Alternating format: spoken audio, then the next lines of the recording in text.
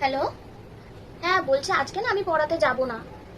আরে বাইরে তো কি বৃষ্টি হচ্ছে, এত বৃষ্টির মধ্যে পড়াতে গেলে বলো তো আমার যদি ঠান্ডা ঠান্ডা লেগে যায়, কদিন আগেই ঠান্ডা থেকে উঠলাম। না না আজকে যাব না। তাও যাব? আপনি পাঠিয়ে দেবেন ছেলেকে? ঠিক আছে আর কি। তুই বৃষ্টির মধ্যে চলে এসে বাবা পুরো ঘরটাকে ভিজিয়ে দিল। ও মা, ওকে একটা কিছু দাও। ভাল লাগে না, তুই ওখানটাই বস। ম্যাম বৃষ্টিতে পকোড়া খেতে ইচ্ছে করছে। বৃষ্টিতে পকোড়া খেতে ইচ্ছে করছে? তোর মাকে বল যে পরের মাস থেকে যেন ফিসটা একটু ডাবল করে দেয়, বুঝতে পেরেছিস? তাহলে আমি রোজ তোকে পকোড়া খাওয়াবো। আর একটা কাজ কর, যদি এতই খেতে ইচ্ছা করে তোর তো বাড়ি 2 মিনিট, তোর মাকে বল যে আমাদের সবার জন্য যেন পকোড়া ভেজে নিয়ে আসে, বুঝতে পারলি? এখন না যে তোরা তোদের মতন পড়ে নি, আজকে বাইরে বৃষ্টি হচ্ছে, এমনিই পড়াতে ইচ্ছা করছে না জানেন। এই কি রে, তোর মা এখন আসলো না? কটা বাজে দেখ, ফোন করি তারা।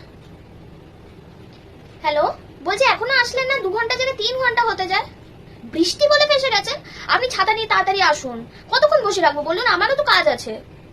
কি লেট হবে? তা আমি কি করব? কিছু খাইয়ে? না, আমার ঘরে তো সব শেষ হয়ে গেছে, সেই রাত্রেবেলা খাবার হবে, আমি কিছু খাওয়াতে পারবো না এখন। হ্যাঁ আপনি তাড়াতাড়ি নিয়ে যান, বৃষ্টির মধ্যেই চলে আসুন রেনকোট পরে। এই বৃষ্টি, উফ, জ্বালিয়ে খেলো বৃষ্টি বৃষ্টি বলে।